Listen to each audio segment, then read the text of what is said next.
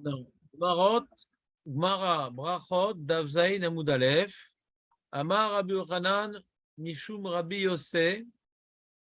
Donc Rabbi Yochanan, il a dit au nom de Rabbi Yossé, Minaïn, Shakadosh Baruch Hu Mispalel. D'où savons-nous? C'est-à-dire, les Chaim savent, les Chaim ils savent. Kadosh Baruch Hu il est mitpalel, Mashma il est mitpalel. Minaïn, c'est מעניין. On aurait pu se dire, est-ce que Hachem Bichlal est mitpalel? Moi, je pense de la Gemara que non, Hachem mitpalel. Mais d'où on sait qu'il est mitpalel? מעניין. Dire qu'Hachem est mitpalel en soi, c'est déjà une notion étonnante. C'est déjà une notion étonnante de dire qu'Hachem est mitpalel. Et là, oui, ben si, ça fait des années que tu es là. Ouais. Et fois, tu as mitpalel. Ah, c'est vrai, tu avais déposé. Donc, c'est pas ce que tu pries que tu vas te prendre pour Dieu. Mais ici, il y a marqué que Dieu, il est mitpalel. Kadosh Baruch Hu, Minaïn. Prends ton cahier. Minaïn, d'où savons-nous? Minaïn, d'où savons-nous? Je te demanderai demain, c'est dire quoi, Minaïn? Minaïn, d'où savons-nous? Kadosh Baruch Hu, le Saint béni soit-il, mitpalel, il prie. Chez Lemar, et il y a un pasouk dans le Navi. Tu connais ce pasouk, Aurel? C'est l'Haftara de Tabar Mitzvah. Va viotim elar kochi, vesimartim bebet filati, oloteem vezifrehem leratson al misbechi, qui beti bet tefila ikare lechol amim. Donc, on est dans le prophète Yeshayahu. On est dans le prophète Yeshayahu, qui est en train de... de quoi il parle?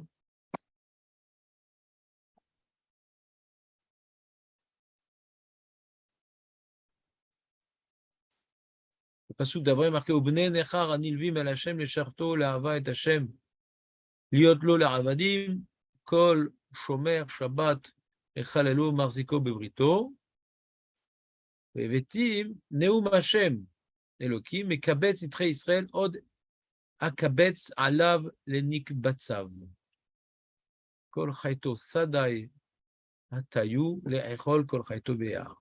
Donc le prophète il nous parle donc de la Géoula, que il va les amener El Har Kodeshi, il va les amener à Viotim, il va les amener El Har Kodeshi, Vesimartim Bebet Tefilati. Vesimartim, tiens David, tu as une marin brachot. Vesimartim Bebet Tefilati, je vais les réjouir dans la maison de ma prière. Oloteem Vesifreem, leur, ils appellent ça en français Olot, les holocaustes, parce qu'ils sont entièrement consumés. Vesifreem, c'est le terme général de sacrifice. Zevar, les ratson vont agréer, leurs holocaustes et leurs sacrifices vont être agréés al mizbechi, sur mon autel, qui veti bet tefila, parce que ma maison de prière, ikare lechol amim, sera appelée, ma maison de prière pour tous les peuples. Bezrat Hashem, le Beth Amikdash va être reconstruit, et on va être ramené au Beth Amikdash, la vie au Tim, amené, Vesimartim, réjoui. Et le Beth Amikdash, dans ce verset est très particulier, parce qu'il nous présente le Beth Amikdash comme étant Beth, non pas Tefila, c'est la fin du verset, mais au début du verset, il y a marqué Beth Tfilati, la maison de ma prière. Beth Tfilati, la maison de ma prière. Donc, il va ramener, ouais, à Viotim. Attends une seconde. À Viotim.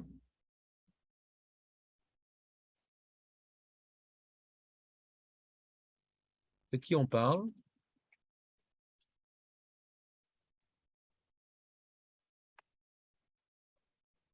Ah,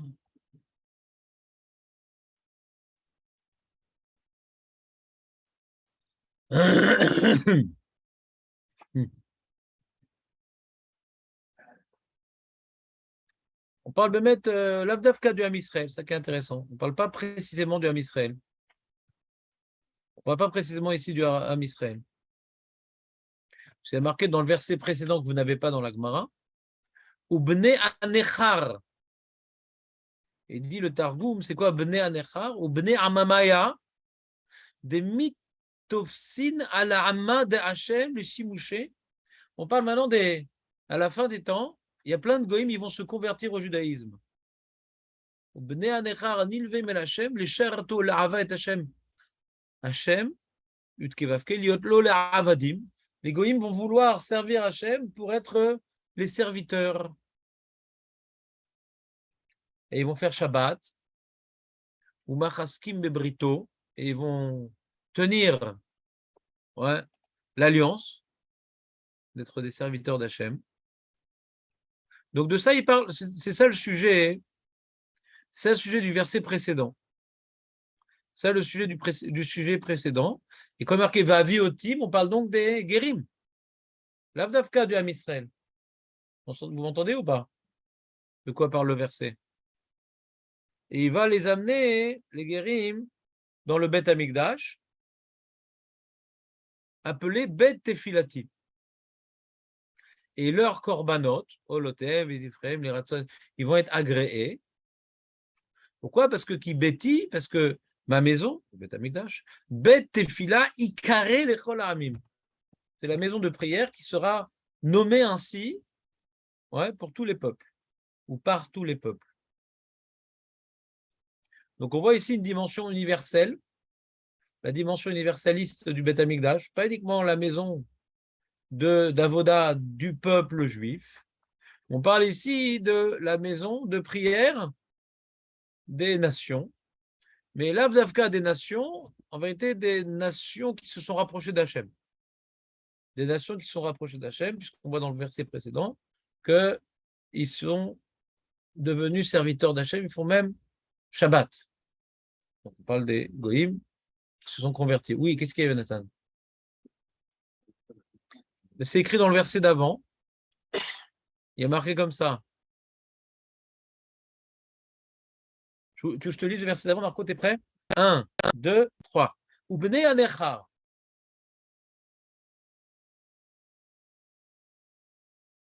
Nun, Chaf, Resh.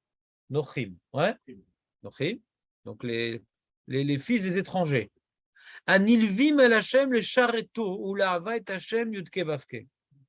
Qui se sont Nilvim el Hashem. Ouais? Alors il dit le Targum, par exemple, des mitofsin al Amé de Hashem. Mais la vim et Hachem, c'est quoi? Mais la V qui accompagne Hachem, donc qui accompagne le peuple d'Hachem. Donc ils sont associés au peuple d'Hachem, donc c'est la notion de conversion. Comme ça sort du Targum Yonatan. On voit dans la suite. Pourquoi? Parce qu'il y a marqué déjà les chartos ou les harva. Chez les goïs, il n'y a pas de notion de harva. Ils n'ont que la notion de pachad, les goïs, normalement. On voit ça dans la tefila de Rosh. Ten pardecha. Ouais. Iratecha. Tadikim iru veismachu. Tadikim, par contre, ils ont une simcha. Mais les goïm, ils ont pachad. Voilà la Géoula, pachad. Mais là, on parle, non, les harva. Ils vont s'intégrer dans le Ham Israël pour servir. Ouais. Et pour aimer le nom Yudke Vavke, Liotlo Lavadim, d'être donc ses serviteurs, Kol Shomer Shabbat Mechalelo. Ça se rappelle une chanson, réelle ou pas? Maître Baruch. Il faut bien chanter à table et toi avec une voix bien grasse de ténor. Ouais? Kol Shomer Shabbat Mechalelo. Il y a une chanson comme ça. Tout celui qui garde Shabbat de ne pas le transgresser. Kol Shomer Shabbat Mechalelo. Ou Machazikim Bebrito. Et donc ils vont être Machazik. Ils vont tenir l'alliance. Ouais. Donc ils vont se convertir, mais ils vont tenir cette alliance. Ils vont se convertir, mais ils vont tenir cette alliance. Donc on parle ici des Guérim. Et Hachem va les amener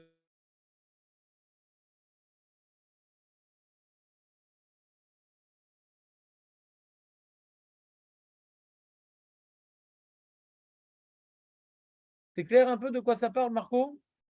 Un petit peu? Julien? Aurel? D'accord? Alors, ce qui a intéressé ici les Chachamim, ce n'est pas cette histoire de guérim, ce n'est pas cette histoire qui vont être amenés au Beth Amikdash pour apporter des corbanotes que Hachem va agréer, etc. Ce n'est pas l'histoire des guérim qui a intéressé ici notre Gemara, donc Rabbi Yochanan, au nom de Rabbi Yossé. Ce qui a intéressé notre Gemara ici, c'est ce qui est écrit dans le verset, il y a marqué Bet Tefi Lati. Mais mettre la fin du verset, il y a marqué Bet Tefila Lechol Ha'amim, Ikare Lechol Ha'amim, Bet Tefila. Que maintenant, le Beth Amikdash, c'est un Bet Tefila, ça on le savait.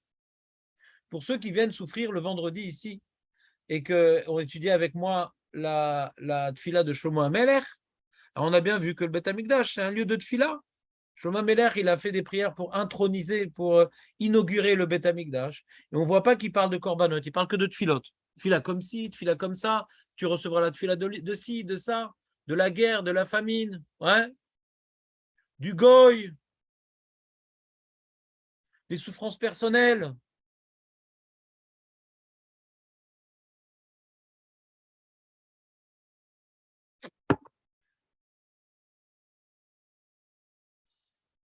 Donc on savait que le Beth Amikdash, c'est un Beth Tefila, ça on le sait. On le sait. Mais là, il y a marqué Beth Tefilati. Tu comprends ou pas? C'est-à-dire quoi Beth Tefilati, Aurel? Maison de prière, donc je prie. C'est qui prie? Voilà. Alors ça, c'est ce que dit l'Agmara. Al Pipchat, on n'était pas obligé de dire ça, Al Pipchat. C'est le maison où on prie pour moi. Ouais. On aurait pu expliquer Al Pipchat, la maison, on prie pour moi. Mais bon, quand on dit Beth Fila, on sait très bien pour qui on prie, quoi. On peut expliquer à Pipchat que Beth Filati, c'est la maison, on prie pour moi, Hachem. Mais pas besoin de le dire. Donc, ce qui a dérangé Rabbi Yochanan, pourquoi le dire? Beth Filati. Ça génère une certaine ambiguïté. C'est quoi Filati? De quoi on parle? Beth Tefila, on l'a vu, ça a été écrit dans le verset à la fin. Donc, Beth Filati, il vient maintenant un peu interpeller le lecteur. Le Pashtan, comme moi, il n'aurait pas été interpellé. Tout de suite, il traduit le Pashtan. Non, Bet Filati, Zotomeret, Bet Atfila Avouri. Un Pashtan, quelqu'un qui a beaucoup travaillé le Pshat, directement, il a des réflexes d'interprétation littérale. Mais le Pashtan, il faut qu'il s'arrête un moment et dit d'accord, on peut interpréter, mais pourquoi c'est écrit sous cette forme-là? D'accord, on peut interpréter, mais pourquoi c'est écrit sous cette forme-là? Ça, c'est ambigu. Alors, cette ambiguïté, en vérité, les Chachamim n'en font pas une ambiguïté, ils en font un fondement du judaïsme, que Dieu prie. Notion très bizarre. Pourquoi c'est une notion bizarre? Parce que prier, en général, c'est quoi? C'est prier pour reconnaître, soit s'annuler à Kadosh Baruch Hu, quelque part, la prière. La prière, c'est un peu une annulation à Kadosh Baruch Hu. Donc Hachem prie, il s'annule à quoi? T'entends, Aurel, ou pas? Il s'annule à lui-même. Ouais, c'est pas mal comme déflagration intrinsèquement intuitive. Tu comprends le problème ou pas, Léon? Priez pour nous. Ouais, comme ça dit Marco.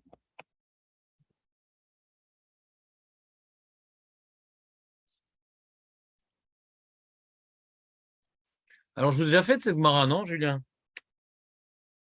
Je n'ai pas vraiment expliqué la Gemara. Je vais juste expliquer les mots qui suivent. Ouais. Dans les mots qui suivent de la Gemara, on va voir 4 niveaux différents de Rachamim. On continue dans les mots de la Gemara. C'est-à-dire que dans cette Gemara, il y a donc 2 enjeux. Il y a un enjeu, comment on la traduit, et on comprend littéralement ce qui est écrit. Ça, chaque juif dans tout l'univers doit le savoir. Après, est-ce qu'on comprend le fondement philosophique, kabbalistique, ouais, que ici les Chachamim veulent nous transmettre? Ça, pas tout le monde est oreilles de comprendre. Est-ce que nous, on va être oreilles de comprendre? Hachem Yerachem, Hachem nous aide. Mais en tout cas, on doit savoir ce qui est écrit dans l'Agmara. Ça, tout le monde doit savoir ce qui est écrit dans l'Agmara. Makatou l'Agmara. Il y a écrit première étape. D'où savons-nous? C'est-à-dire quoi, Minaïn? D'où savons-nous que Hachem y prie? Deuxième étape, on rapporte une preuve. Un passouk dans Yeshaya, Bet Tefilati, qui est une tournure de phrase qui interpelle la maison de ma prière. tefilati, de ma prière. D'accord? Et après qu'on ait validé cette deuxième étape, ça y est, on a trouvé le verset qui vient illustrer ce concept qui demande de plus amples approfondissements. En tout cas, on a trouvé un passouk qui vient appuyer cette idée. Après, la Gemara demande Maï, Matzle. C'est-à-dire quoi Maï, Aurel? Matzle, qu'est-ce qu'il prie? C'est le verbe. Chazak, Siluta, on a dit Siluta, c'est la prière. Siluta de Abraham. Ouais. Matzle, c'est prier. Maï, Matzle. Amarav Zoutra, Bartuvia Amarav. C'est manienne, donc tu as vu, Julien, pour lui, Rabbi Yochanan, il a terminé, il est content, quoi. Il a fini, quoi. Il a rapporté un passouk, Hachem y prie. C'est bon, fini. Maintenant, la Gemara, elle est passée à une deuxième étape, ouais. Et qu'est-ce qu'il prie? C'est pour Rabbi Yochanan, ça lui suffisait de dire que Hachem y prie. C'est intéressant, ça a l'air d'être une évidence, et il vient là juste trouver un passouk qui vient confirmer, ou donner une base écrite à ce postulat qui semble assez étonnant. Après, la Gemara, elle est passée à la deuxième étape, et c'est cette deuxième étape que moi, je vous ai expliquée. C'est pour ça que je vais vous donner la parole.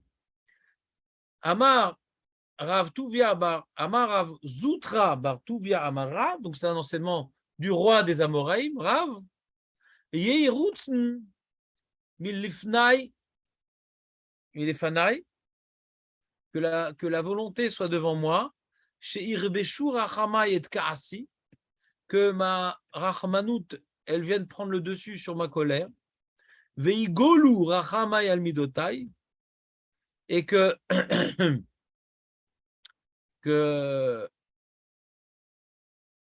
la Marachamai, elle puisse influencer mes midot, et que je puisse me comporter avec mes enfants, mes midat arachamim, je puisse me comporter avec mes enfants avec la arachamim, et kanes laem lifni mishurat adin. Marco, est-ce que tu te rappelles des 4 niveaux de rachamim expliqués ici? Hein? Aurel, est-ce que tu te rappelles? On l'a fait, on l'a. Vous avez même profité de mes vacances de Havre. Ouais. Pour réviser ça avec Julien et les autres têtes de liste. Il y a ici 4, comment dirais-je, formulations, ouais, de Rachamim, qui sont bien entendu pas des répétitions. On ne répète pas 4 fois la même idée avec des synonymes. Non, pas du tout. Shalom. Si on vient maintenant, les Rachamim, donc Rav en l'occurrence, vient nous parler de 4 efforts divins d'être Merachem. Alors, vous avez remarqué qu'au niveau maintenant sonore, j'ai appuyé sur le mot effort. T'as remarqué ou pas? J'ai dit effort. Parce qu'il y a ici un concept de base du judaïsme que pour faire le mishpat, entre guillemets, Hachem ne fait pas d'effort. Mishpat. Léo, mishpat, chauffette. Mishpat. Melech ha-mishpat. Alors, t'es pas quitte. Melech ha-mishpat. Mishpat. Bet ha-mishpat. Dochot. Mishpat. Dans Mish, il y a pat. Ouais. Mishpat. Mishpatim. Chauffette. Mishpat, c'est le jugement. Bet ha-mishpat, c'est le tribunal. Le chauffette, c'est le juge. Note. On ne sait jamais. Ça peut servir dans la vie.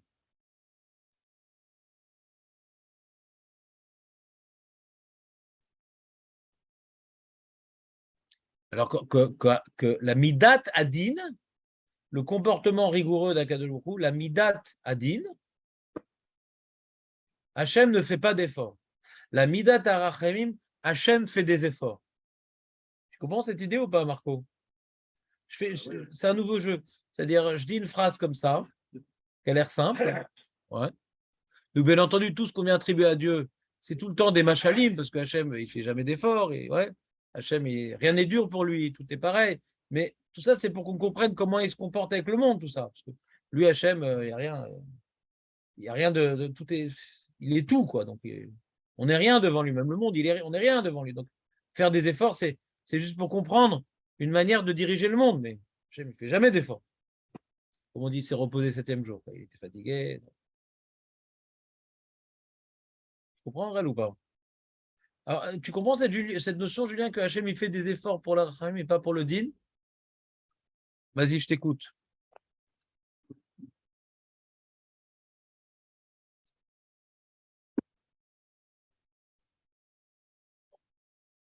C'est un mécanisme existant. Il y a une machine. Azak, il y a une machine. Il y a une machine qui avance toute seule. Elle n'avance pas toute seule. Ouais. En réalité, quand tu regardes un petit peu tu plisses tes yeux, tu vois qu'il y a un fil, ouais, et que Hachem, il insuffle de la vie à cette machine à chaque instant. Mais Chadesh betuvo bechol yom bereshis. La manière que le soleil, il fait sa route, la lune, elle fait sa route, et la terre, elle fait sa rotation, et la lune, elle fait ses marées, et les nuages, les anticyclones, et toutes ce qu'on appelle les lois physiques, qui semblent être immuables, shalom. Nous on dit dans notre fila, mais Chadesh betuvo bechol yom, Hachem, il vient renouveler chaque jour le Maaseh Bereshit, donc ça dépend de sa volonté, rien n'est déconnecté. Mais en tout cas, il a créé un monde qui semble être bien rodé et qui a amené certains philosophes apikorsim marshemam, ouais, à dire que la bonne vieille mère nature, ça les a trompés à croire qu'il y a un monde qui existe par lui-même et qui est indépendant de la volonté divine, chas v'shalom. À un tel point que Aristote, il dit que le monde existait avant Dieu, chas v'shalom. Tellement il semble être une réalité éternelle et immuable. Ouais, chas v'shalom. Même si c'est complètement faux, mais mettre le monde, il n'est pas du tout immuable, il n'a pas toujours existé, il a été créé et il disparaîtra un jour, etc., etc. Et à chaque instant, il est maintenu par la bonne volonté divine. Mais en tout cas, il a donné à ce monde-là des règles. Hachem a donné des règles. Il y a des règles physiques, il y a des règles métaphysiques. Les règles physiques, je les ai évoquées. Il y a la loi de gravitation, il y a la rotation de la Terre, il y a l'humidité, les anticyclones, je ne sais pas moi. Ouais, les phénomènes des éclairs, des lois physiques, des lois physiques, des lois physiques. Il correspond à des équations très, très précises. Hein. C'est un mécanisme très, très, très précis. Très précis. Mais il y a des lois métaphysiques aussi. Celui qui faute, alors, ou bien il meurt, ou bien il est puni. Ouais. Ça dépend de la faute, quoi. Mais il a détruit quelque chose, alors il doit subir la destruction de ce qu'il a détruit. C'est comme ça. Vous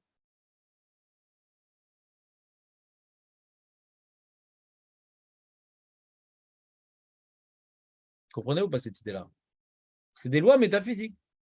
De la manière que quelqu'un qui se jette par la fenêtre, en fonction de l'étage où il était, il va en subir les conséquences. Et quelqu'un qui va maintenant faire une avéra, en fonction de l'étage, ouais, la gravité de la faute, il va subir les conséquences. C'est la même chose. Sauf que Hachem, pour qu'il y ait un libre arbitre, alors il vient masquer les conséquences désastreuses des avérotes et le bonheur incommensurable des mitzvot. Il vient masquer. D'accord? C'est clair tout ça?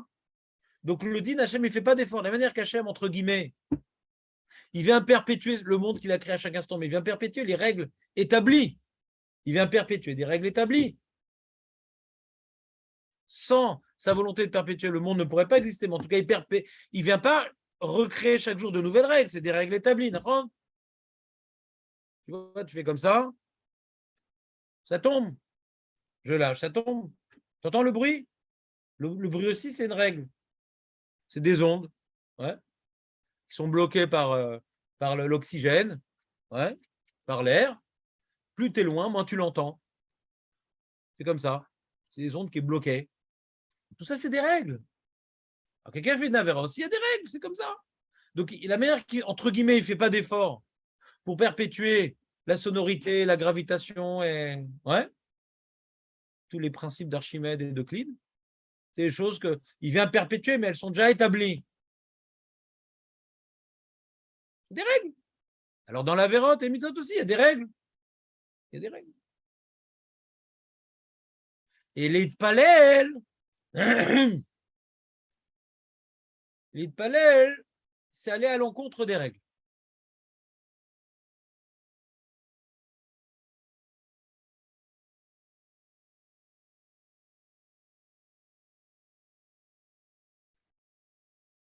Quelqu'un, maintenant, il arrive quelque chose dans sa vie. Je ne parle pas de Dieu pour l'instant, je parle de nous. Quelqu'un, il arrive quelque chose dans sa vie. Ce qu'il est en train de recevoir, c'est la Midatadine. Ouais. Il s'est jeté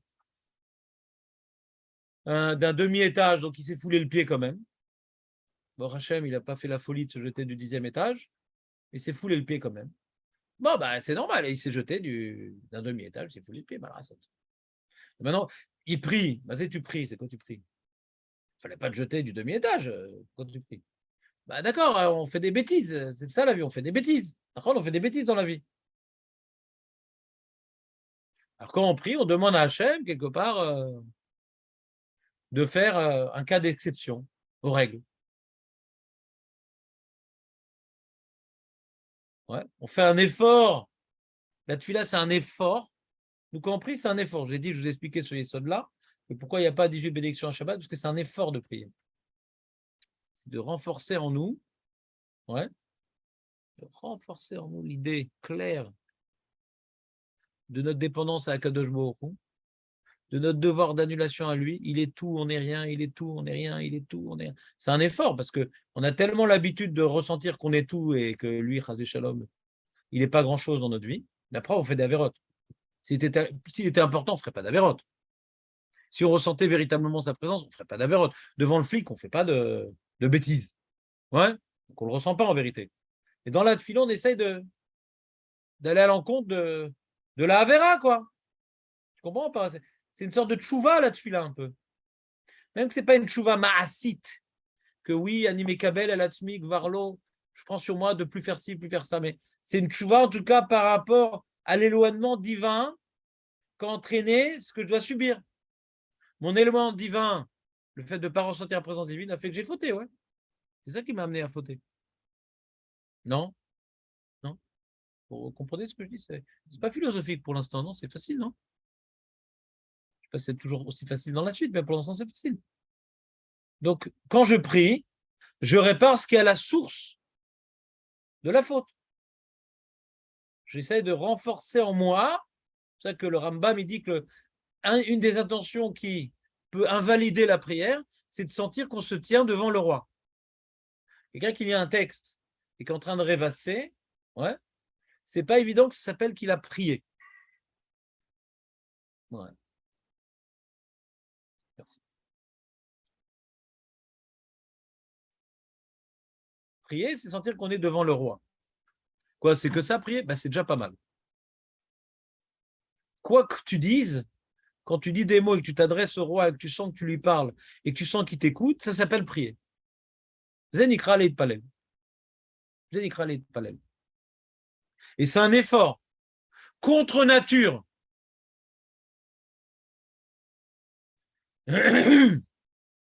Pourquoi prier, c'est un effort contre nature? Parce que dans la nature, tu vois Dieu, toi? Moi, je ne vois pas Dieu. Qu'est-ce que je vois dans la nature? Je vois moi. Je pense qu'à moi, tout ce que je fais, c'est pour moi. Tout ce qui m'intéresse, c'est moi. Tout ce qui me motive, c'est moi. Naturellement, un homme, le monde entier tourne en orbite autour de lui. Quoi. Ça, c'est un homme normal, c'est l'égocentrisme. Quoi. Donc, quand maintenant je dois prier, c'est très difficile d'arrêter de penser à moi. C'est pour ça que la prière, qu'est-ce que Hachem il fait? Il nous enlève des trucs. Donc là, ça me touche, ouais. Il m'a enlevé des trucs, là. Le mec, ça peut être Razé Shalom la santé, ça peut être la parnassa, ça peut être je sais pas quoi. Il enlève des trucs, il a besoin. Il se sent rasser. Lui, il se sent rasser. Lui, le petit monde qu'il incarne, se sent rasser. Il se sent rasser. Il lui manque quelque chose. Donc maintenant, il se tourne vers Hachem pour lui demander. s'il n'y avait pas ce Chisaron, alors est-ce on se serait vraiment tourné vers Hachem? Peut-être pas. C'est ça qu'Hachem mitavé les tfilatam shel mitavé tfilatam shel tzadikim. Hachem, il a fait que Avraham, Yitzhak et Yaakov, ils ont un problème de stérilité, enfin, par rapport à une des femmes qu'ils ont eues. Ouais. Et pour qui prie? Chaser, mitpalel.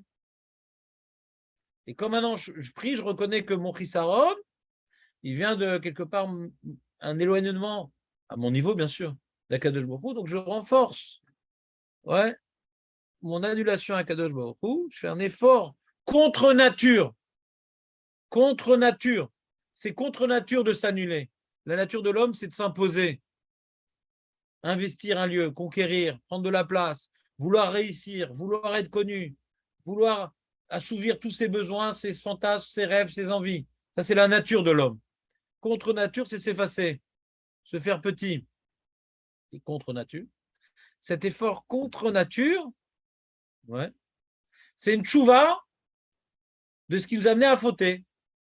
Cette trop grande confiance en soi, cette volonté de se laisser aller à soi. À la nature, quoi. Quand on faute, on est naturel. Quand on prie, on va à l'encontre de cette nature débordante et envahissante du moi. C'est clair Non, Julien, c'est clair ou pas? Donc, ça ne suffit pas pour faire tchouva, bien entendu. Ça ne suffit pas pour faire tchouva. Quelqu'un qui a fait une faute bien précise, bah, il doit arrêter de la faire, il doit regretter l'avoir fait, il doit prendre sur lui de ne plus la refaire, il doit l'exprimer verbalement. Alors, on n'est pas en train de parler de faire une tchouva avec un vidouille, mais déjà de sentir notre dépendance à Kadosh Baruch Hu. La manière que l'éloignement à Kadosh Baruch Hu, c'est à la base de la Vera, l'annulation à Kadosh Baruch Hu, c'est à la base de la tchouva. Parce que c'est quoi la tchouva? La tchouva et la Hachem. Revenir, s'effacer devant Dieu à Kadosh Baruch Hu. Donc la tfila m'aide à prier, m'aide à faire tchouva.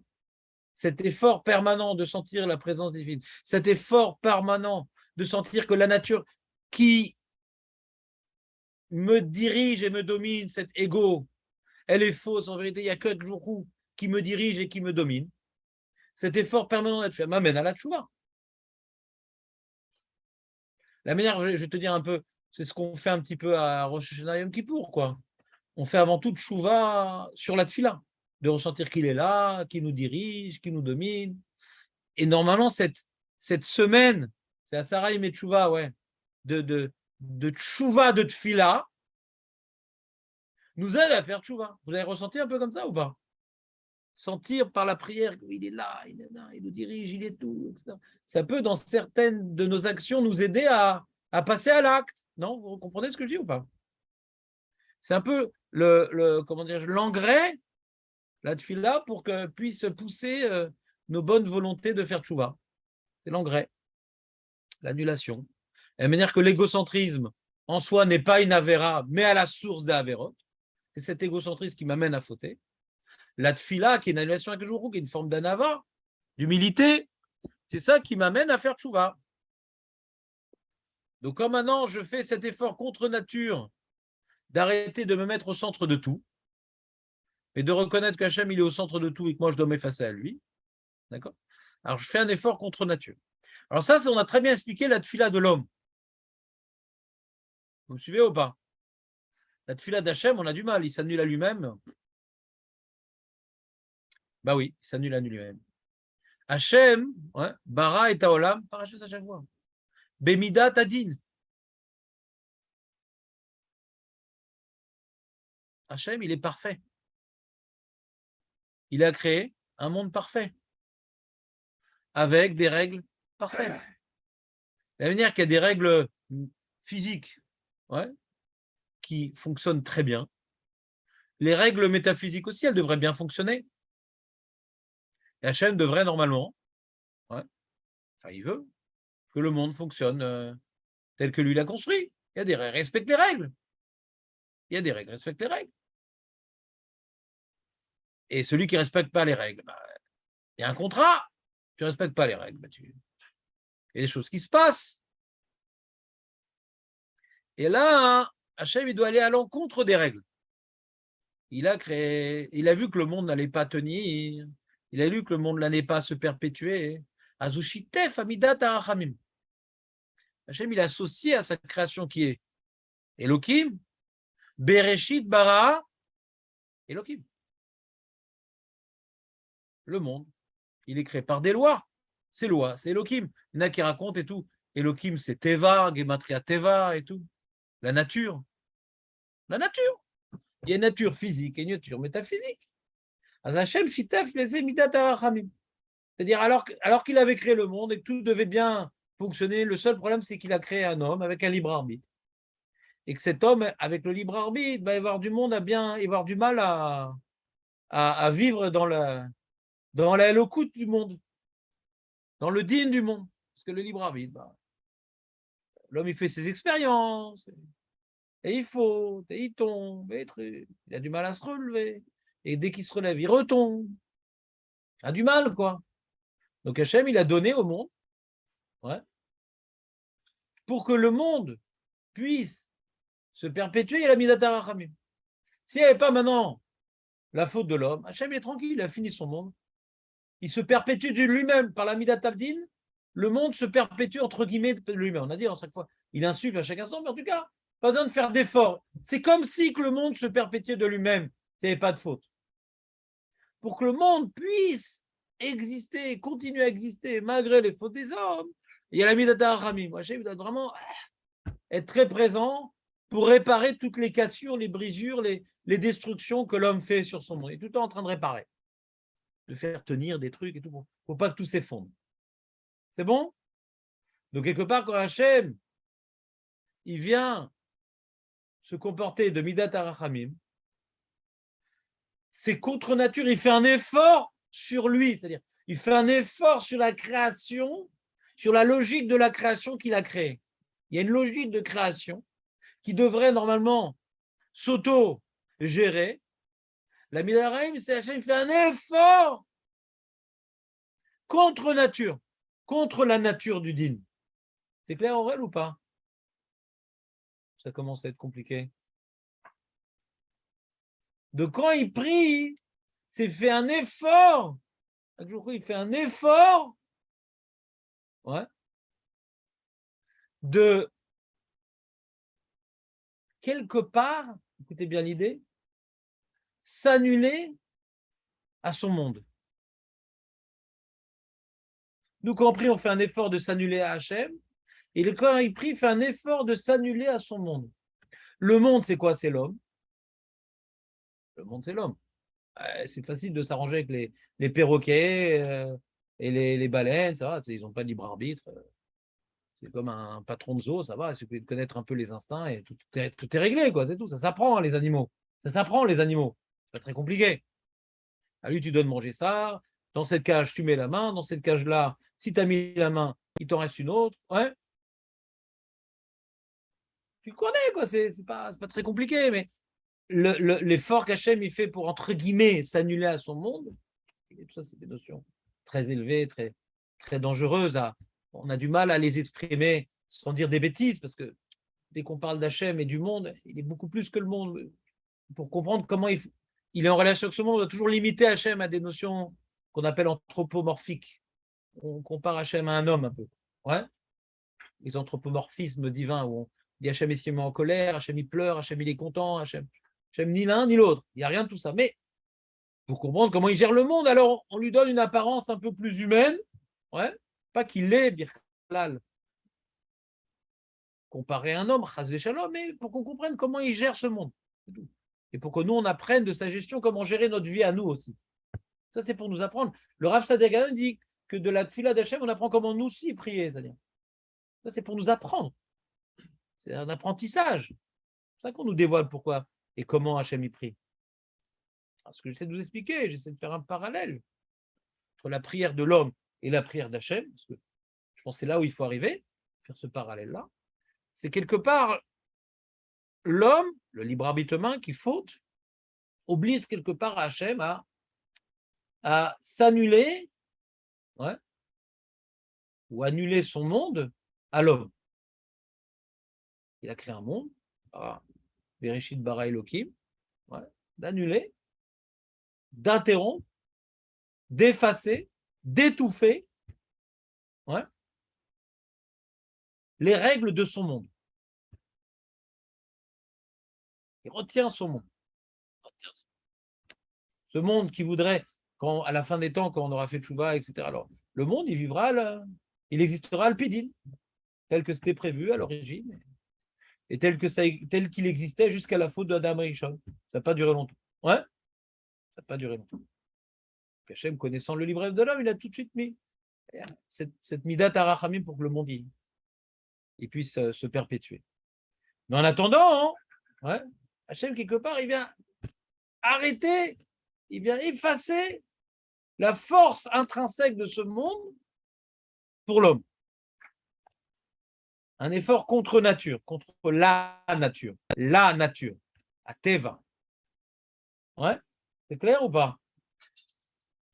Donc la tfila, il dit le Maharal, la notion de tfila, ça veut dire marshava. Marshava. L'itpalel, c'est l'archov. D'où il sort ça le Maharal, que la tfila c'est marshava? Il dit que Pélilim, les Pélilim, c'est les juges. Pélilim, c'est les juges. Ouais. Donc les juges, c'est quoi leur fonction? C'est de juger. Juger, c'est le jugement, c'est la marshava. Juger. Les Itpalel, ouais, les Itpalel, c'est une marshava. On est en train de renforcer une marshava. Quand on prie, on renforce dans notre marshava la réalité divine. C'est ça, prier, non? Le plus dur là-dessus, c'est la marshava en vérité. Les mots, c'est facile. Mais puisque le mot leit palel, il n'y a pas marqué leit daber. Il n'y a pas marqué la prière, c'est pas marqué les daber. C'est leit palel, c'est l'archov. On doit renforcer en nous une marshava, la marshava que en od milevado. C'est marshava, la prière. Les chazek, il dit le Maharal, les chazek est un marshava. Renforcer la prise de conscience d'une réalité qu'on a du mal à ressentir, qui est contre nature. Tu me suis, Marco, ou pas? Je vous ai perdu en route, là. Et là, je t'ai perdu en route. Et bien, moi, quand j'ai lu ce Maharal, ouais, ça m'a fait un petit rizouk dans ma tfila. C'est vraiment, c'est écrit dans le Rav de Brie, c'est machma dans le Rambam, dans le Shulchan Aruch. Le Ikar de la tfila, c'est Ataromed, Lifta Meler, etc. Ah ben, la marche, ça va, la marche. Nous, on a parlé de l'Itpalel, Lifne, ouais, Bet Amikdash, Yerushalayim. Il y a un travail de marchava énorme dans la tfila. Ouais. Julien disait, mais comment on fait? On doit penser à plein de choses. Il y a un travail énorme, il y a une shlita de marchava énorme. Ouais.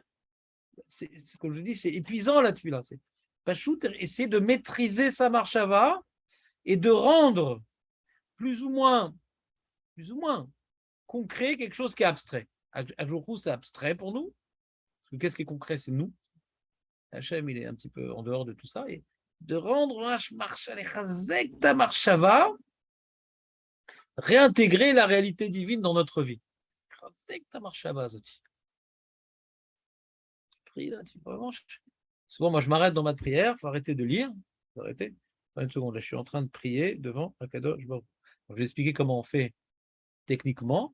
C'est avant chaque Khatima, Baruch Ata Hashem, Ronan Adat, Baruch Ata Hashem, ouais, quand tu dis Baruch Ata Hashem, quand tu dis Hashem, tu essaies maintenant de t'effacer devant la réalité divine. Baruch Ata Hashem. Le Hashem que tu es en train de dire, c'est le plus épuisant de la prière. C'est le moment culminant, ouais, le moment, comment dirais-je, l'apogée de la prière, c'est quand tu dis Baruch Ata Hashem. Alors, tu t'imagines un Père Noël, tu t'imagines Chazvé Shalom, ouais, tu ne dois pas t'imaginer une réalité visuelle, mais tu vas te sentir effacé devant le tout. Donc, l'Itpalel, c'est s'annuler à quelque chose qui est naturellement extérieur à moi. Et Hachem, quand il prie, il annule son monde, ouais, son monde, pour l'homme. Nous, quand on prie, on annule notre monde pour Dieu. notre monde, ouais, tout ce qui est notre nature. On essaie d'annuler notre nature, ouais, notre ego, pour sentir que rien n'existe à part Dieu, c'est la prière. Et à jour où il doit faire un effort pour faire abstraction de son monde pour l'homme, de ses règles pour l'homme, de son dîne pour l'homme. Il va arrêter la machine. Alors, comme j'ai dit, Hachem ne fait jamais d'effort. Rien n'est difficile pour lui. Et pour qu'on comprenne comment fonctionne la tefila pour nous, alors il est venu nous représenter sa prière pour lui. Que s'il avait été un homme, ouais, s'il a été un homme, pour lui, ça aurait été un effort très dur d'être miséricordieux envers celui qui faute contre lui. Ça aurait été un effort très dur d'arrêter les lois immuables qu'il a mis en place. Pour qu'il a fauté, il devrait normalement recevoir. Pour qu'on puisse se représenter notre prière à nous, c'est quoi? C'est exactement l'inverse. C'est arrêter notre nature pour s'annuler à Kadosh Baruch Hu. Vous me suivez un peu ou pas? J'ai fait lentement la chose, mais ça servait à quelque chose? Hein? Vas-y, vas-y, dis-le. Ça m'intéresse.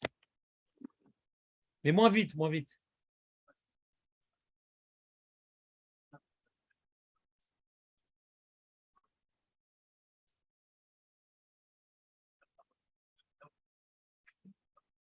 Voilà.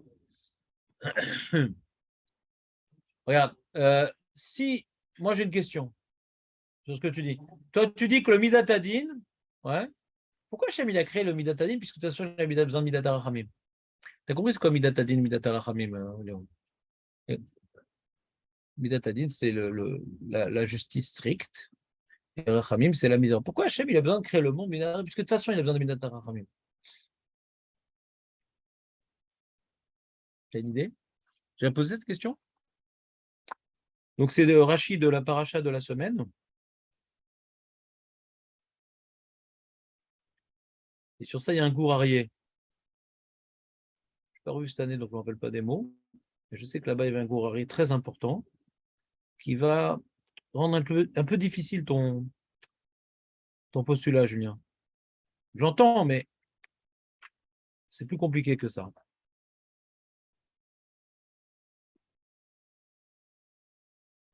On est dans. Il y a marqué, on est dans Chéni. Ele toledot hashamayim vaaretz be'ibaream beyom asot yudke vavke elokim. Yudke vavke, ici, il est écrit. Eretz v'shamayim.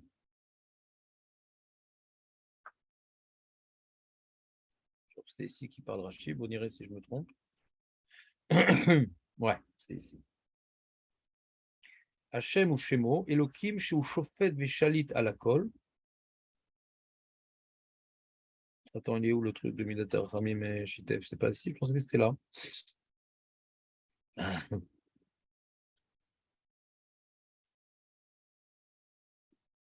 Il est où Rachid?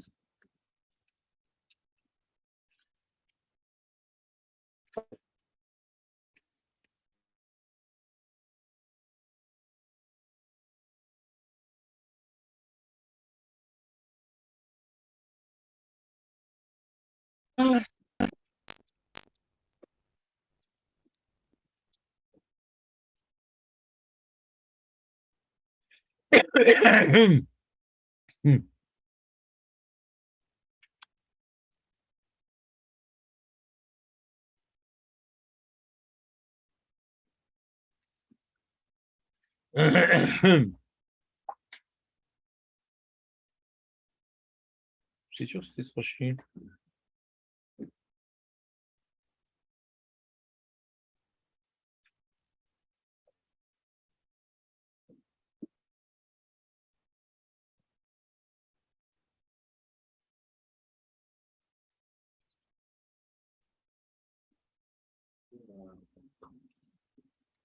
Est-ce qu'il y a?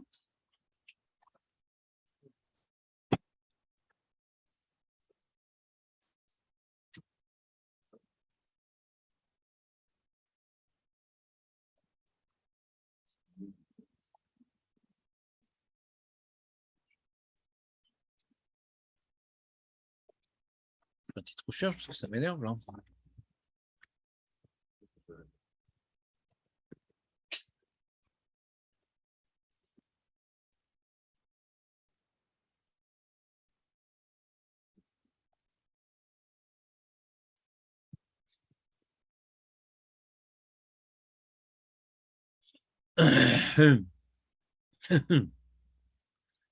Eh ben, t'as vu, j'ai fait un kilo, c'était sympa, mais il faut refaire à chic, ce que je te dis. Sympa un colos. J'ai découvert, c'est bête, mais j'ai découvert dans le colos cette année que le mot ilan, c'est pas en ivrite ilan, c'est de l'araméen. Quand la Torah elle dit etz, en araméen c'est ilan. C'est pas un mot ivrite ilan. C'est douche, hein?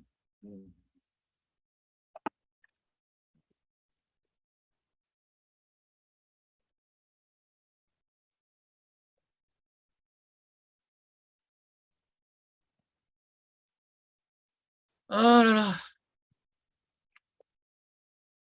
T'as compris Aurel ou pas? Tu aurais dit que c'était ivrite? Ah non, c'est tout au début là. Ouais, d'accord. Ouais, non, ça dire. Il est médaillec de mon pasouk, Rachid. Je ne suis pas complètement débile, mais il explique au début. Quand il est marqué donc, tout au début, Bara Elohim, Rachid dit Velo Bara Hashem. Il n'est pas marqué Bara Yudke Vavke, Bara Elohim. Chez Betrila, Allah, Bemarshava, Livroto, Bemidatadin. Au début, il voulait créer par la Midatadin. Ra'a She'en Aolam Mitkayem. Il a vu que le monde ne pourrait pas tenir. C'est dans le Rashi, le premier Rashi, ouais. Aleph, Aleph. La fin du premier Rashi. Et il rapporte comme preuve le passage que je vous ai rapporté, Bet Dalet, ouais. Igdi midatarim veshatfa le midatadin. Et nous dire-t-il, Beyom Asot, c'est marqué Yudke Vavke avant le Elohim. Beyom Asot, le jour où il a fait Yudke Vavke Elohim Eret Veshamayim. Donc Rachid veut répondre à deux questions. Première question, au début est marqué Bereshit Bara Elohim, sans parler de Yudke Vavke. Ouais, marqué Elohim, sans parler de Yudke Vavke. Et après, quand il fait, la Torah nous fait la synthèse de la création du monde, non seulement elle rajoute le Yudke Vavke, mais elle le met au début. Beyom Asot Yudke Vavke Elohim. Tu comprends, Aurel, ou pas? Ou c'est pas la peine? Et sur ça, je me rappelais qu'il y avait un Gour Arié, que je vais vous lire.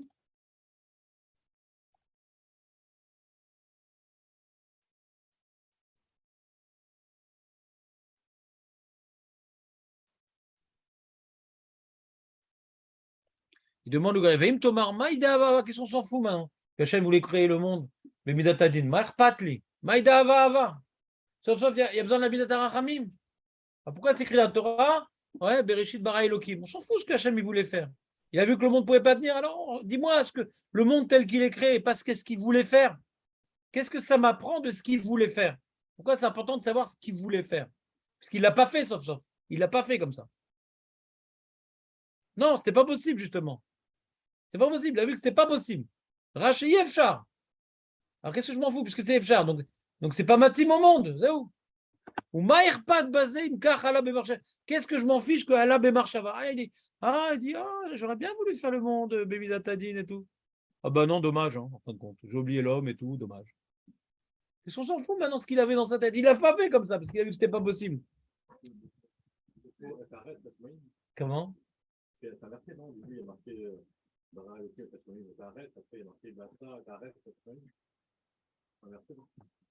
Alors c'est le pasouk Bet, Perek Bet, pasouk Dalet. Il y a marqué comme ça, hein? Et les toldot Hashamaim Vaaretz, Beibaram Beom Asot Hashem Elohim, Eretz Veshamaim. Alors il veut expliquer que le verset est un verset. Au début,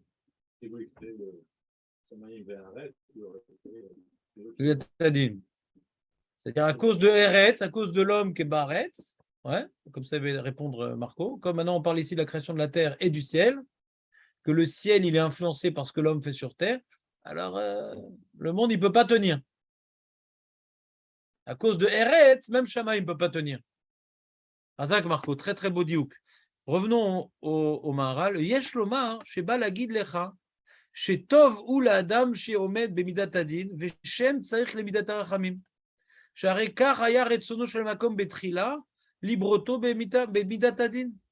מזה תראה שכך הוא חפצו ורצונו. Hachem, il veut du din. חפצו ורצונו. Le cours arrière. Rashi, on l'a fini. Rashi est très facile. Il dit rien, Rashi. Il rapporte le Chazal. Ouais. Regarde, c'est le premier passage de la Torah. Le dernier Rashi du premier passage de la Torah. Tu n'as pas un chumash devant toi. Tu l'as? Tu as bara Elohim, il y a marqué Velo Nemar bara Hashem, chez Betrila ala bemar shava livroto bemidat adin. Au début, il était monté à l'esprit de créer le monde uniquement par la midat adin. Ra'a chez en haolam mitkayem. Il a vu que le monde ne peut pas tenir. Igdim midat rachamim veshitefa le midat adin. Donc il a commencé à créer le monde par la Midat HaRachamim, et il a juste associé au monde qui a été créé Bemidat HaRachamim le din, parce qu'il ne peut pas tenir le monde. Donc le Ikar du monde, il est par la Rachamim. Alors il demande le Maral, bon, si le Ikar du monde, il est dans Rachamim, alors pourquoi tu parles du din? On s'en fout du din. Pourquoi on me raconte qu'est-ce que Hachem il voulait faire à l'origine? Il ne l'a pas fait en fin de compte. Qu'est-ce que ça change? Alors il dit, quand il y a marqué ce que Hachem il voulait faire à l'origine, c'est Kachatzach liot. Le monde, il doit être comme ça. Le monde, il doit être géré par la Midat Adin. L'homme, il doit incarner la Midat Adin. C'est ce qu'il dit le Maharal. Il dit, puisqu'on voit qu'Hachem voulait que le monde corresponde au din, livroto Midat Arem, misé tiré chez Kachochevtso Eretsono. Donc c'est pour ça qu'il dit, Yesh lomar sheba lagid lecha shetov ou le Adam. Chez Omen, Bemidat Adin, Shen Serle Midat HaRachamim. Il c'est bon, il y a la Rachamim et tout, j'ai le temps. Essaye de vivre que par la Midat Adin pour faire la volonté divine. Le monde dans sa globalité ne peut pas tenir par la Midat Adin. Mais toi, le tzaddik, oublie la Midat HaRachamim, fais la volonté divine. Ne vis que d'après la Midat Adin. C'est ça qu'il dit le Maharal. Il dira que sois heureux celui, Mishéachol Amod Bidat Adin, Ven Tsarich le Rachamim.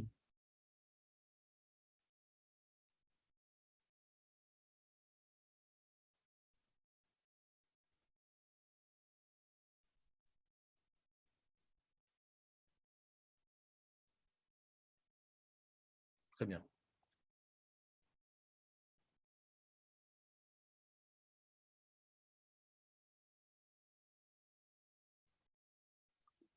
Hein?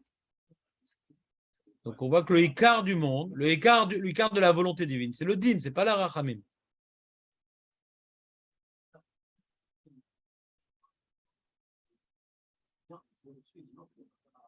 Il va contre son Ratson. Écoute bien les mots de Rashi. Son Ratson, c'est la Midat Adin. Son Ratson, c'est pas la Midat HaRachamim. Son Ratson, c'est la Midat Adin. Donc il vient effacer son Ratson pour le besoin de l'homme. C'est ça qu'il dit Rashi. Hachem vient effacer son Ratson. Son Ratson, c'est le din. Hachem, il est émet. Ce qui doit être fait, doit être fait. Loi de cause à effet. Tu fais ça, tu reçois ça. Hachem, il est émet. Ouais. Hachem, il est din. Hachem, il a dû effacer son Ratson pour que le monde puisse exister. On voit ici qu'il y a une retenue de son Ratson. C'est ça qui explique le Maharal. Allah bemarshava techila. Hachem, il aurait voulu faire un monde qui lui ressemble, qui reflète sa réalité. Hachem, il est din. C'est quoi il est din? Je ne parle pas maintenant de qui il est, je parle maintenant par rapport à la. Hachem, il est droit. Hein? Il fait ce qu'il doit faire et le monde devrait faire ce qu'il doit faire. Si maintenant le monde a été créé binatadin, le monde aurait dû réagir avec la même justice que ce que Hachem il fait avec lui-même. En réalité. Hachem, il est droit. Il fait ce qu'il doit faire et le monde devrait faire ce qu'il doit faire. Hachem dit non, on va faire des zones dans le monde de retenue naturelle, que le monde ne peut pas tenir sans ça. C'est pour ça qu'on dit que qui c'est qui incarne le mieux Akadosh Baruch Hu sur terre, c'est Elohim, c'est les juges. Parce qu'ils font le din. Quand il y a on dit quand les Dayanim, ils sont Yoshvim, la Shrina, elle est Yoshevet Itam. Hachem, il est din. Il est Emet. Son Ratson, c'est le din. Et la Géoula, quand la Géoula, elle viendra, hein, à quel Nigdash Bitzdaka, on voit que là-bas, il va être Magbia par le Mishpat, par Balarachamim. Le passou qu'on a étudié à Rosh, tu te rappelles? Qu'on a fait pendant la cérémonie de Shuvah. Vegba, Hachem Sevakot Bamishpat. Comment on va? Quand est-ce qu'on dévoile? Hachem, il est dévoilé, pas dans la Rachamim. La Rachamim, il est voilé. Si tu fais des bêtises, il t'arrive rien. Quand est-ce que les Égyptiens ils disaient Etzba Elohim par le din? Vous comprenez? Tu fais quelque chose, tu reçois, c'est tout. Vegba Hachem Sevakot Bamishpat. Il va être dévoilé par le din. Parce qu'il est juste, Hachem. Quoi? Alors quand nous, maintenant, on vit Alpidine, on le vit, on est un fidèle représentant du Ratson d'Hachem. On incarne le Ratson, la volonté divine. Le din, c'est la volonté divine, le din.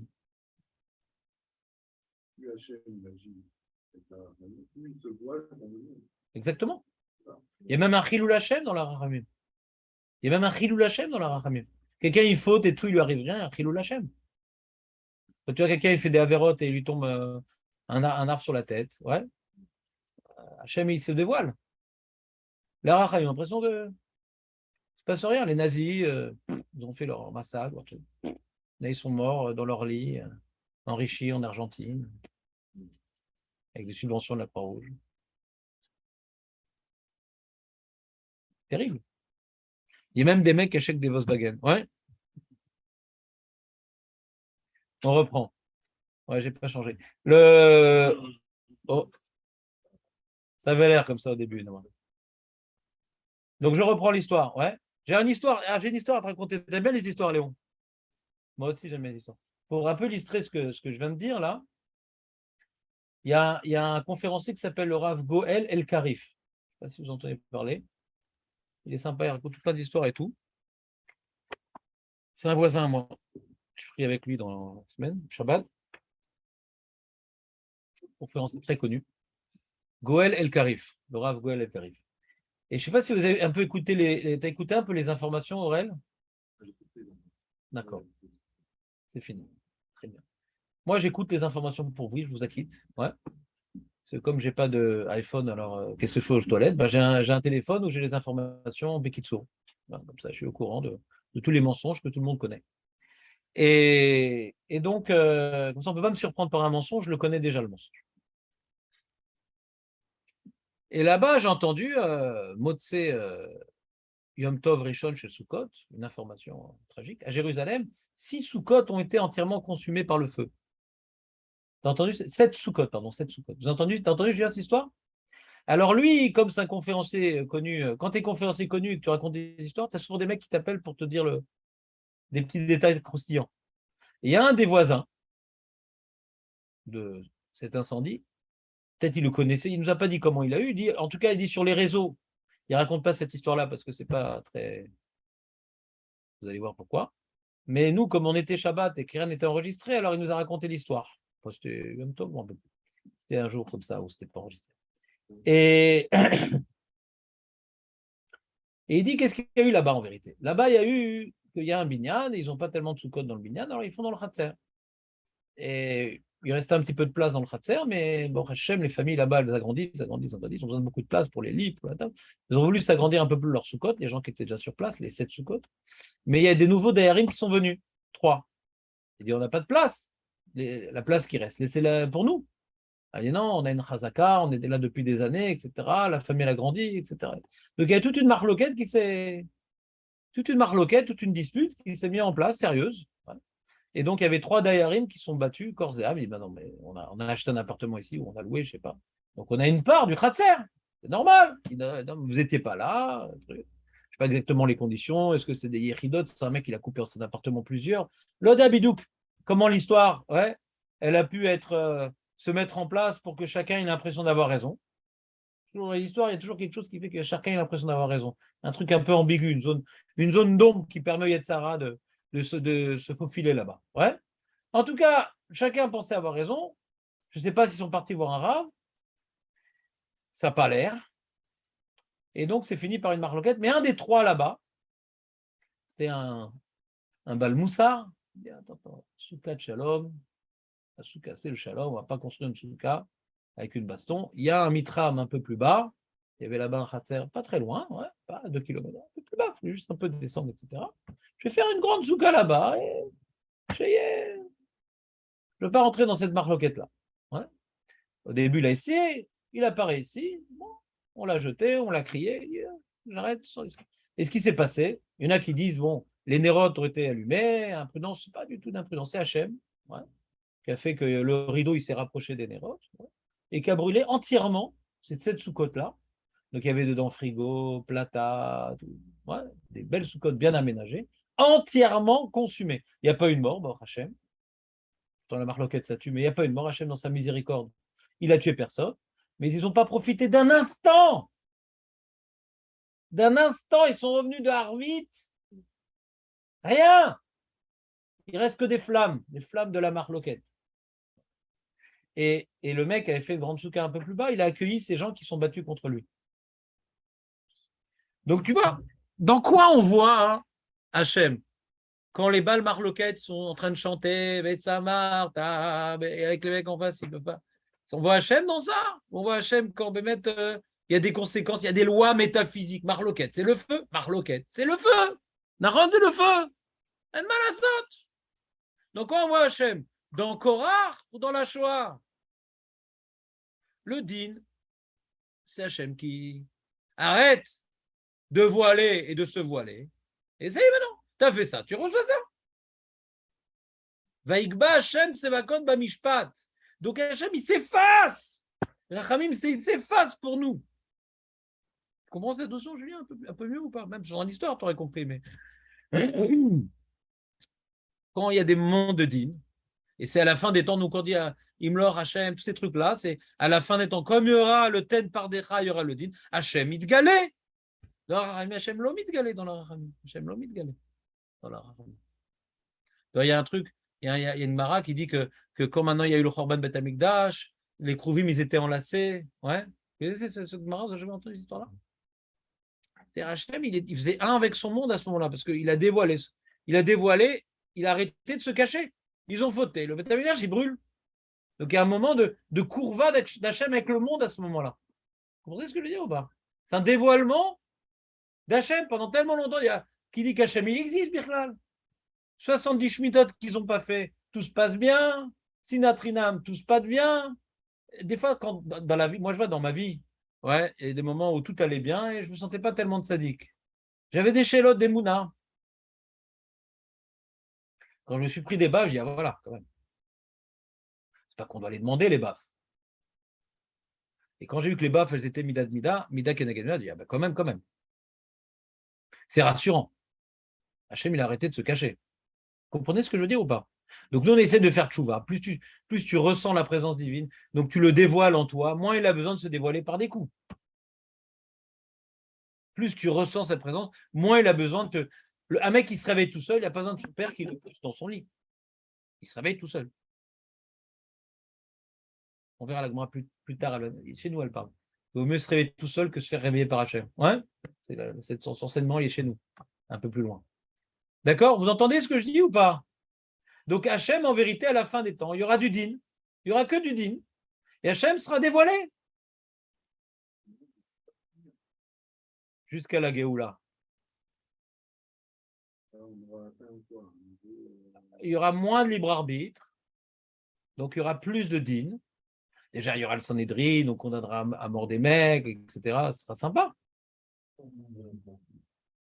C'est comme ça, c'est un sujet. Je ne veux pas vous faire, je sais que ça excite le sujet de la Géoula, ouais, et que c'est pour ça que je n'aime pas le développer, parce que pour être contrariant. Mais c'est un sujet sans fin. Pourquoi? Parce qu'il y a différents psukim dans les Nevi'im qui semblent se contredire, différents avis dans la Gemara qui semblent se contredire.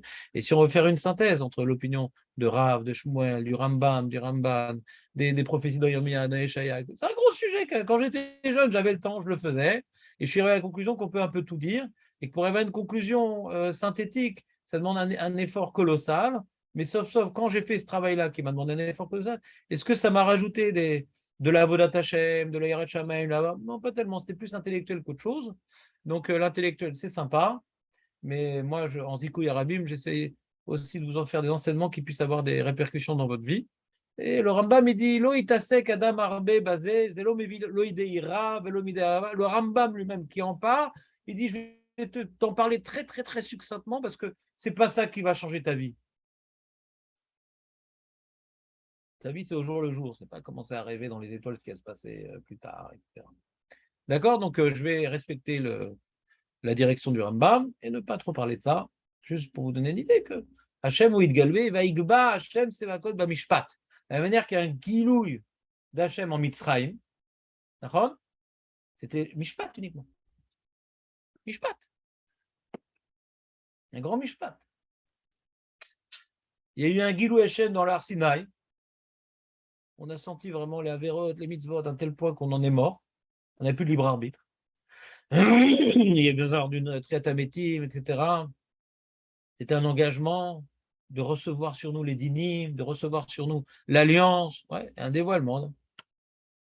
C'était pas dans la retenue là-bas, c'était vraiment dans l'obligation, dans la coercition, dans la subordination. On était complètement effacés devant Dieu. Il s'est tellement dévoilé qu'on en est mort. Il s'est tellement dévoilé qu'il n'y a plus de place pour nous. Tu comprends pas? Tu comprends ou pas, Léon? Donc quand Hachem maintenant il fait la rachamim, il s'efface pour que le monde, que l'homme puisse exister. Zelo retsono, dit Rashi, au nom de Chazal. Zelo retsono, zelo mauto, mais le monde il ne peut pas exister. C'est pour le monde qu'il le fait. Vous comprenez un peu ce que je veux dire ou c'est compliqué? Alors nous on fait la même chose. On efface, ouais, notre ratson, notre égocentrisme, etc., dans la tfila, ouais, pour annuler notre ratson à Hachem. Comment il est marqué? Assez retzontra kirtsono, kedeshase retsono kirtsontra. Alors c'est pareil. Quand moi je m'efface, quand moi je fais cet effort-là de m'effacer devant son ratson, Hachem il efface son ratson, ouais, pour nous. C'est ça le quart de la tfila. Tu fais cet effort, je fais cet effort.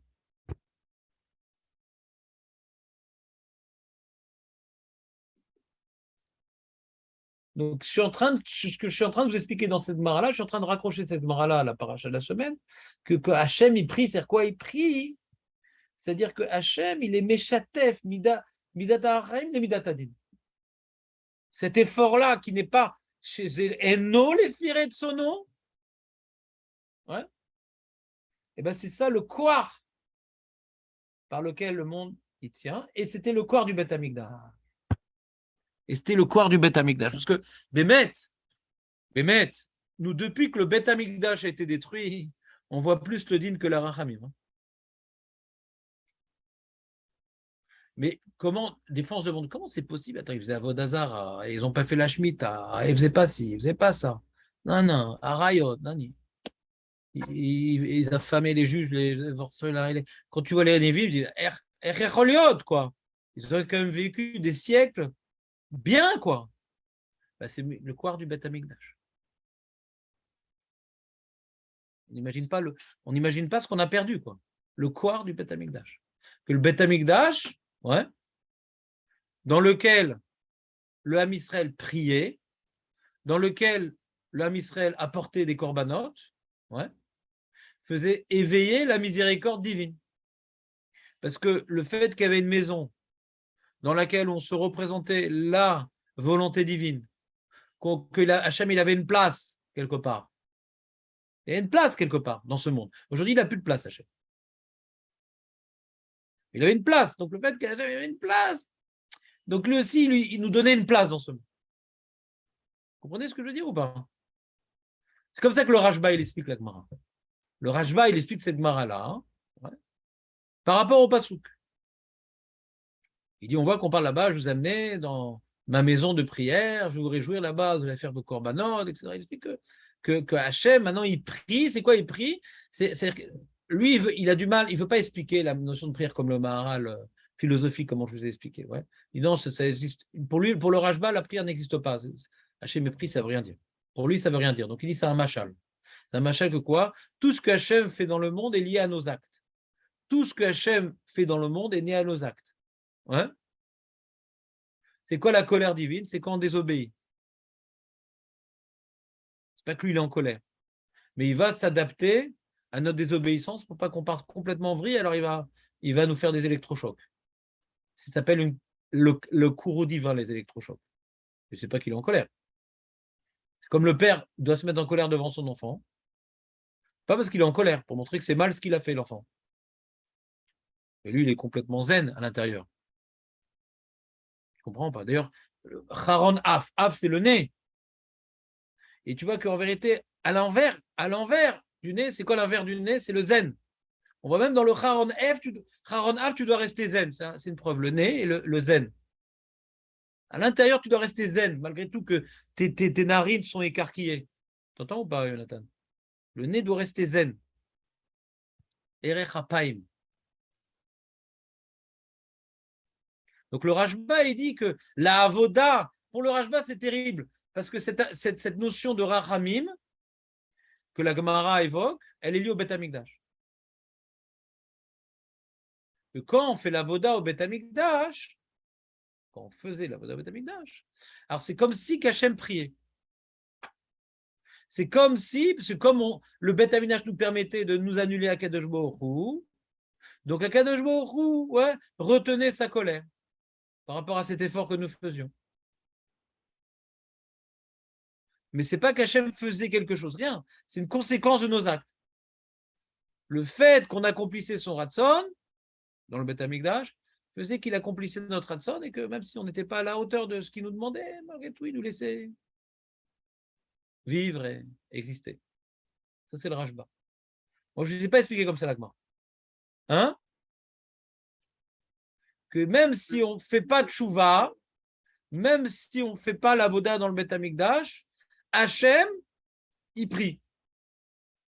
Alors c'est vrai que cette notion de prière elle est encore plus forte dans le Beth Amikdash. Comme je l'explique, la notion de miséricorde est encore plus forte.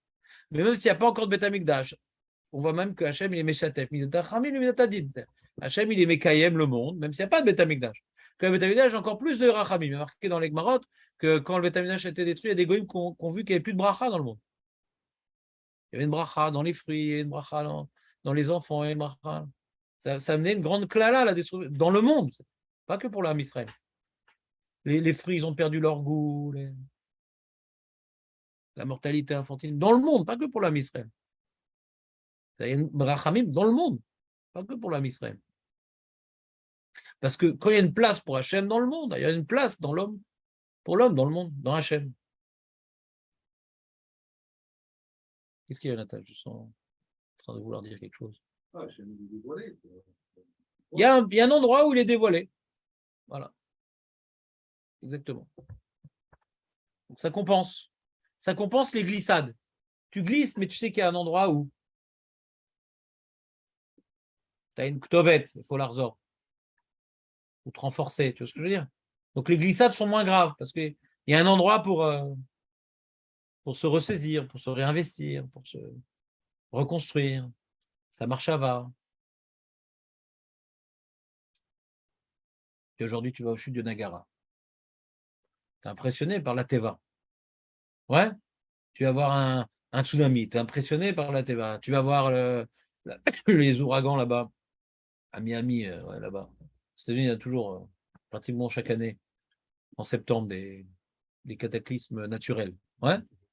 Donc, on est impressionné par les lois naturelles du monde. Où est-ce qu'on est impressionné par la réalité du monde? Aucun endroit. Donc, il y a un déséquilibre qui se renforce. Il n'y a aucun endroit où on voit Hachem, on peut voir Hachem, on peut ressentir Hachem, on peut ressentir sa présence. Aucun endroit. C'est marqué, depuis que le Beth Amikdash a été détruit, qu'est-ce qui reste de Shrina? Arba Amot Shalalacha. Le fait de, j'ai envie de toucher du mouxé, je me retiens. J'ai donné une place à Hachem dans ma vie. Il devient concret Hachem. M'a retenu. et mon obéissance à la route, c'est ça qui reste aujourd'hui dans le monde. Mais ce n'est pas un endroit officiel, un endroit visuel, un endroit impressionnant. C'est mon travail personnel en moi. Mais il n'y a rien de concret. La retenue en moi, c'est ça qui donne. Mais on est sans arrêt agressé par des choses impressionnantes qui nous font oublier Dieu.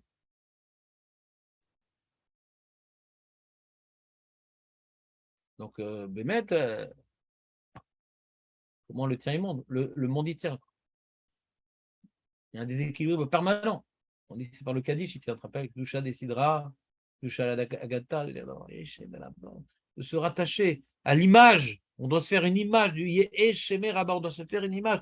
Le jour où Ten Pardecha, Tzadikim Miru, Ismachu, que son grand nom, son nom dévoilé, le nom dévoilé d'Hachem, se répandra dans tout l'univers, dans le monde entier. On le verra, on le sentira, on sentira notre cette image qu'on se représente dans le Kaddish, ouais. Donc on doit dire, mais Kol HaKoach, c'est ça qui compense l'image inverse que Hachem il est absent et Hachem il a abandonné ce monde, Chazé Shalom. Le Kaddish. Tu comprends? Bah, c'est important le Kaddish. C'est des gens qui parlent pendant le Kaddish.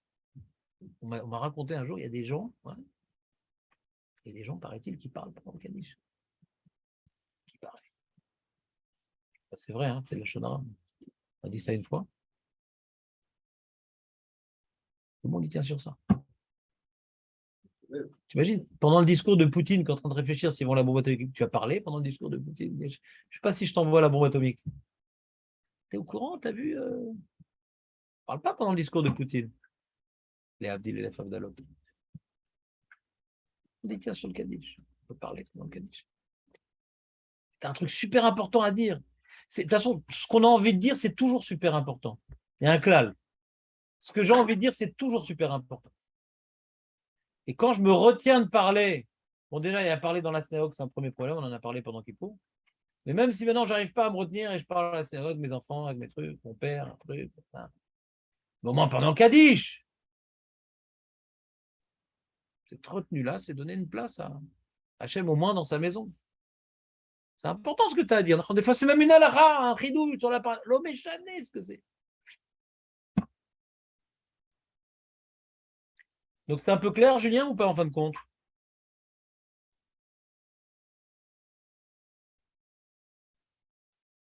Ben, j'expliquais d'abord la prière par rapport à nous, ce que ça veut dire. Prier, c'est avant tout une marshava. Le Chotelot, il en fait même une she'ela. Pourquoi on a besoin de birklal de sortir les mots de la bouche? C'est une marshava, la prière. C'est l'annulation à Dieu. Pourquoi on a besoin de birklal? Ah, il dit parce qu'une marshava, elle est trop volatile, donc on a besoin de la matérialiser par des mots. Ouais. Non, c'est les marchavotes, elles se chevauchent les unes sur les autres, tu n'as rien fait, quoi. Donc, quand maintenant tu viens matérialiser ta dépendance à Dieu par des mots, mais ces mots-là sont juste la matérialisation de ta marchava, pas des mots. Une prière blikavana, c'est comme un gouffre blineshama. Ouais, donc, que ce soit des mots qui sont la finalisation d'une marchava, la représentation d'une marchava, un effacement. Et Hachem aussi, il s'efface. La rachamim, c'est un effacement. Comment?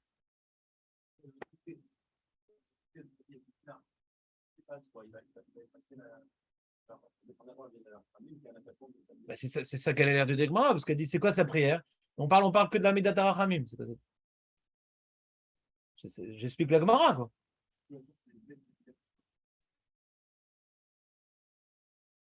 Que le Bet Amikdash, c'est le lieu, ouais, qui permet d'être Meorer Rachamim chez En Kedugmato, là. C'est vraiment Bet Tefilati. C'est le lieu où la Midat Rachamim, elle peut être exponentialisée.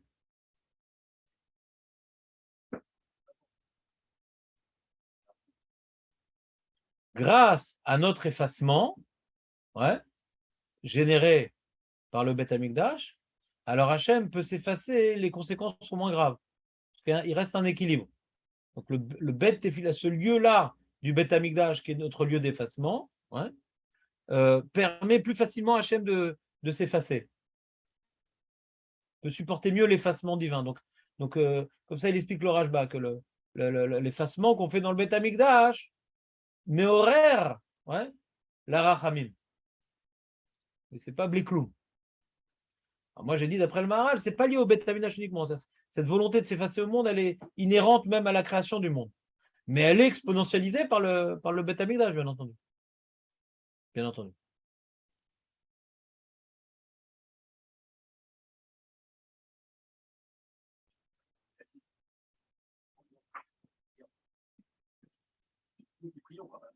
Razak, tu dis, on a réussi à faire le shalom entre le pshat et le drash. Je retiens ta remarque. Que le fait que c'est notre lieu de prière, alors, c'est mes horaires que notre effacement et mes horaires son effacement. Razak, je ne l'ai pas dit, mais ça sort de mes propos, tu l'as dit au bon moment. Razak. Qu'est-ce qu'on fait aujourd'hui? On finit jusqu'à 11h30, qu'est-ce qui se passe? J'ai des clients? Hein? Comment? Jusqu'à 10h uniquement? Bon. Non, c'est fini.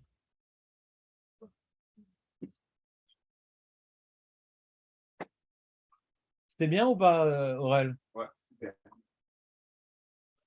On n'a pas fait les 4 niveaux de rachamim, vous les avez dit. Non, je ne les ai pas fait.